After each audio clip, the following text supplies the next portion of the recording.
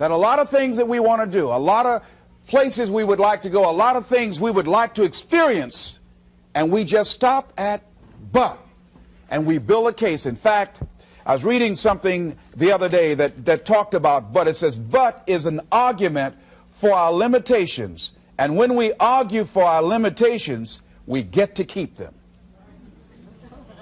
See, but will cause you to procrastinate, but will cause you to hide out behind fear, but will cause you to come up with all type of excuses that you can validate your inaction and not acting on your dream. And right now, more than ever, people need to look for ways to live their dream. People need to look for ways to make it on their own. There is no such thing as job security. There's no such thing as a storm-proof or tragic-proof life. There are no guarantees today, ladies and gentlemen. The illusion is gone. There was a time when we graduated from high school, you were told, go to college and get out, and you go and work for a corporation for 30 or 40 years. They'll give you a gold watch and you'll retire. Special announcement, that day is gone. That day is gone, never to return again.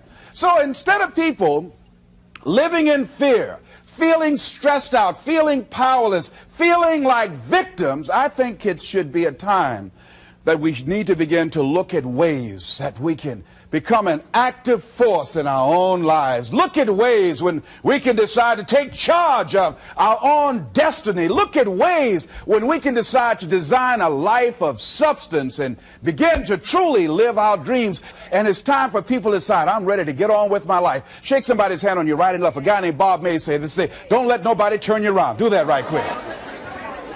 Now, you know, a lot of people say, I'm going to live my life one day when things get right,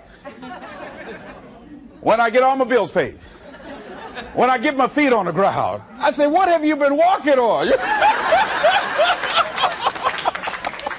See, there are no problem-free moments. A guy named Dimples had a record one time called, If It Ain't One Thing, It's Another. And I say, if it ain't one thing, it's 12 others.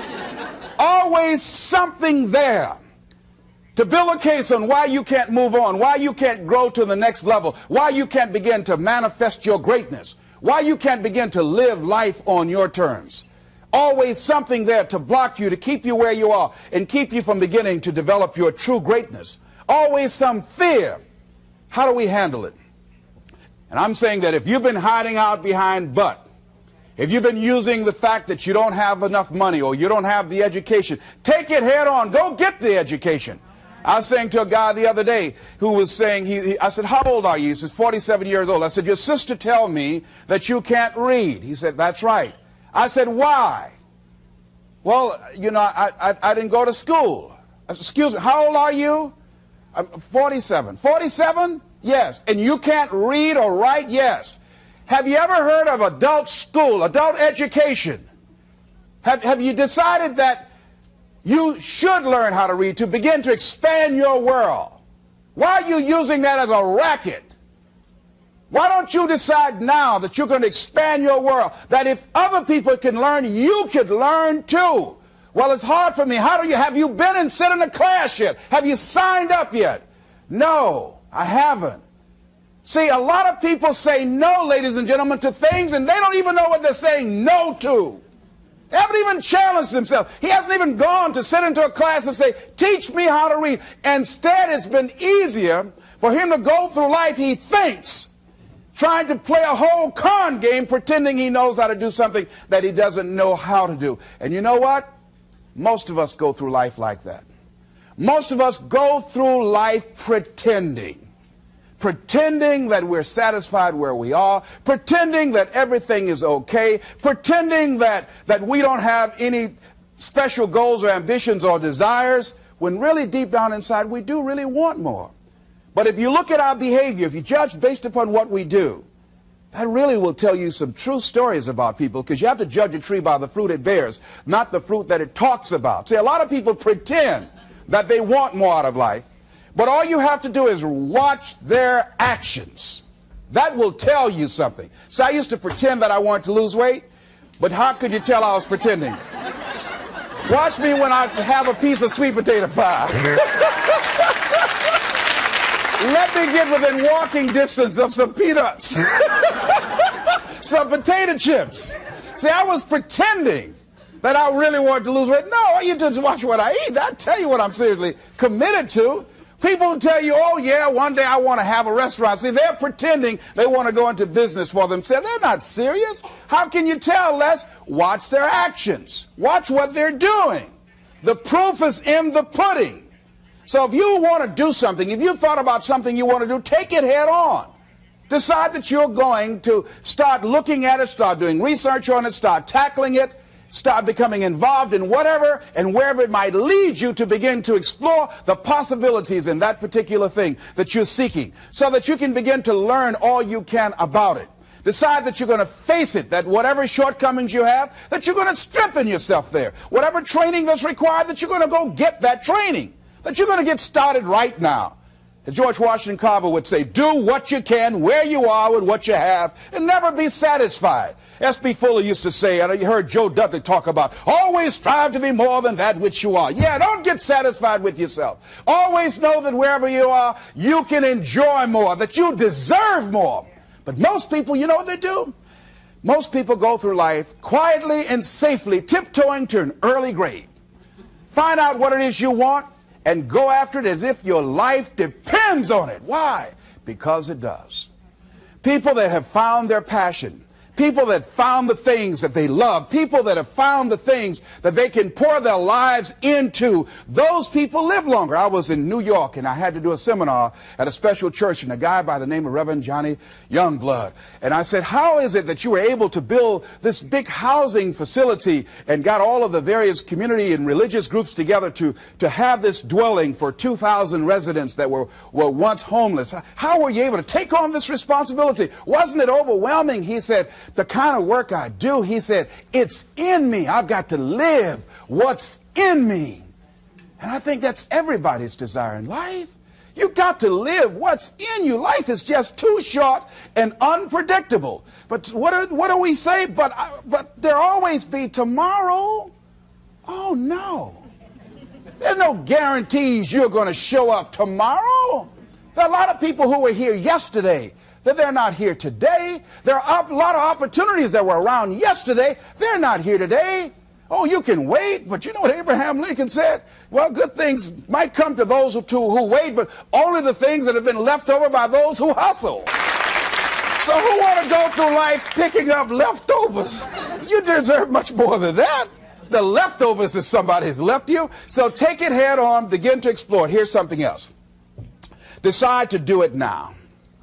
Decide whatever you want to do, that you are now going to become actively involved right now, exploring the possibilities for you. That you're going to look at it and do just a little bit of it right now. When I decided to become a speaker, I didn't just quit my job and just ran out and say, I'm a motivational speaker. No. What I did was I decided to start looking at other people that were involved in the speaking profession. I volunteered to work with some speakers so that I could learn. Whatever you want to do, get your feet wet. Gain some experience doing some volunteer work in the area and find out whether or not this thing you want to do will fit for you. A friend of mine told me he wanted to have a restaurant. I said, have you ever operated a restaurant before? He said, no. I said, well, really, you don't even know if you want one. I said, what's your expertise? What do you bring to the table? He said, I can cook real good. I said, well, what about the management side? What about the business part of the restaurant? You're not going to be cooking all the time. Somebody's got to receive the money. Who's going to manage the personnel? He said, you got it right. You got a point there. So this guy got a job in a restaurant in the evening time on a part-time basis. After doing that for a while, he said, you know what? I think I just want to be a chef. He said, after working there, people didn't show up to work. He said, it's hard to find the help. People weren't responsible. The headaches, the guests were just giving him problems day in and day out. They weren't ever satisfied. He said, no, I just think I'll stick to cooking. See, you got to find out what fits for you. Because you might decide that after you go up in there and examine it and experience it and get some experience under your belt on it, well, you say, this is really not what I want. This does not fit for me. So decide that you're going to do that. Now, John H. Johnson said something that's very important. He said, there's no defense against an excellence that meets a pressing public need.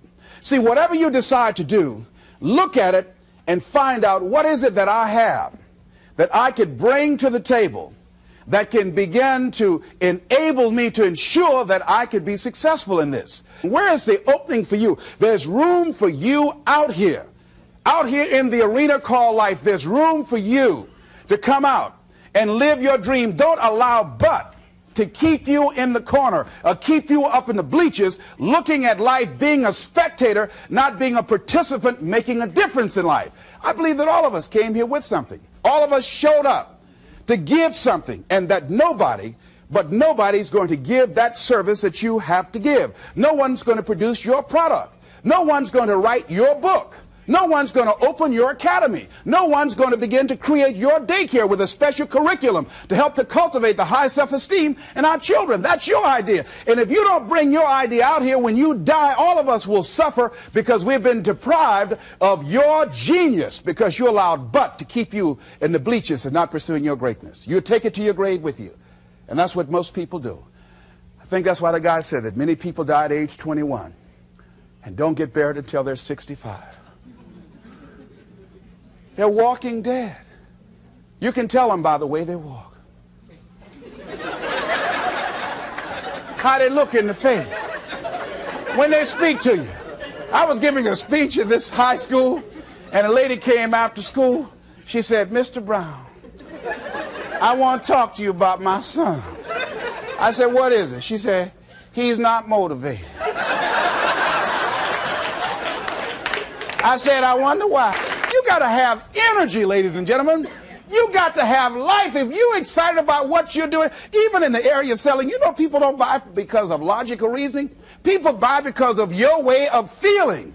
People don't like to be around dead people.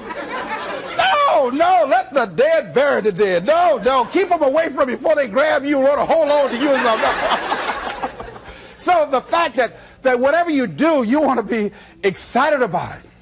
You want to have the kind of excitement that is so contagious that people want to be around you. Because whatever you're doing, whatever you talk to people about, this particular idea that you have, they're looking at you and they want to know, do you believe it?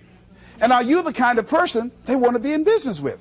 And if you're not positive, if you're not energetic, if you're not fired up about it, how can you expect anybody else to be fired up about your idea? Am I right?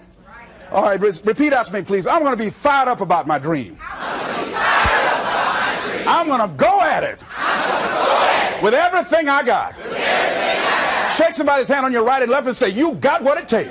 There are a lot of people who say, "But I tried once or twice and it didn't work out." And so they use that as an excuse not to ever come out again. Guy said, if at first you don't succeed, you're running about average. So if you have come out here with an idea and it didn't work out 2 or 3 times, well, that's all right. You're running about average. You know, I heard something, a jarring question. It says, why is it that people prefer known hells to unknown heavens? You know why? Because it's comfortable, ladies and gentlemen. I remember I was in a service once, and I heard Dr. Johnny Coleman give this example. She talked about a man who had been captured behind the enemy lines in a war and was sentenced to be killed or another option. The captain said to the guy, "Listen," he said, "tomorrow morning at 6 o'clock you can face the firing squad, or you can go out this door over here." And the guy said, "What's out the door?" He said, "No one knows. All we can tell you is just unknown horrors." He thought, and the next morning he selected the firing squad.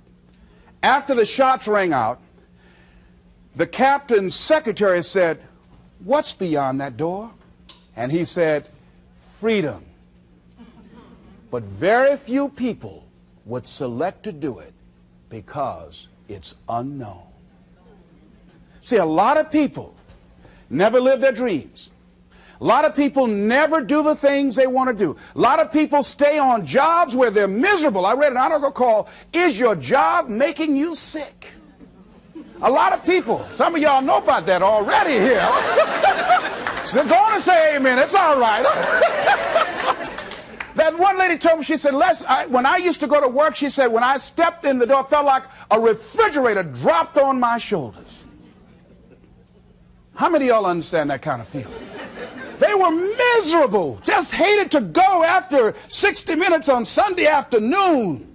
Or come Monday morning, my head used to throb. I just couldn't take it. Didn't want to go sometimes just for the heck of it. I just drive on by. Whew, I used to hate to go to work. Many of us choose an active living death. Many of us are walking dead. The walking dead. That we're not doing what we want to do. Many of us stay in relationships where we're dying together rather than growing and expanding and living together. We're miserable, but because we don't have the courage to see ourselves beyond that relationship that has turned toxic, we go through life living dead people. And you can always tell couples that have been together for a little while. Go in a restaurant, the ones sitting side by side, giggling and talking to each other, feeding each other with their fork and spoon, they just got together for 1 week. You see them in the car, they're sitting all up each other, hugging and slugging. Oh, they've been together about 3 days, all right? But if you see people sitting in a restaurant, see a couple, and they're sitting in front of each other. Takes so long for this food, I wonder when they're going to hurry up. Those are the married ones. Oh, but what if I know people have been married for years, living in 2 separate rooms, sleeping in 2 separate beds? Well, it's cheaper to keep it. Not necessarily. It's according to the price you want to pay. See, the price of peace of mind, the price of living the truth, of being honest with yourself and say, wait a minute, it's got to be more than this. So you've got to decide, wait. Even if things don't work out, even if I experience defeat or failure, that does not make me a failure. It's a difference between failing and being a failure.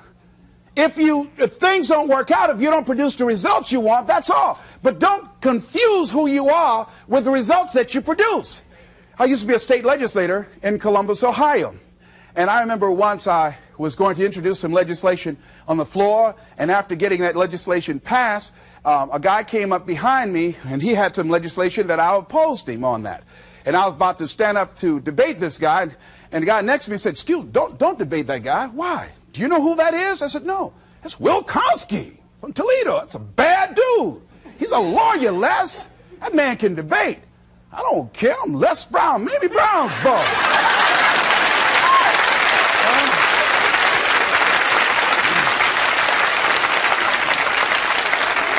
So I raised my hand, Mr. Speaker. He said, the gentleman from the 29th House District? I said, yes, sir. To tell the gentleman I'd like to take him on.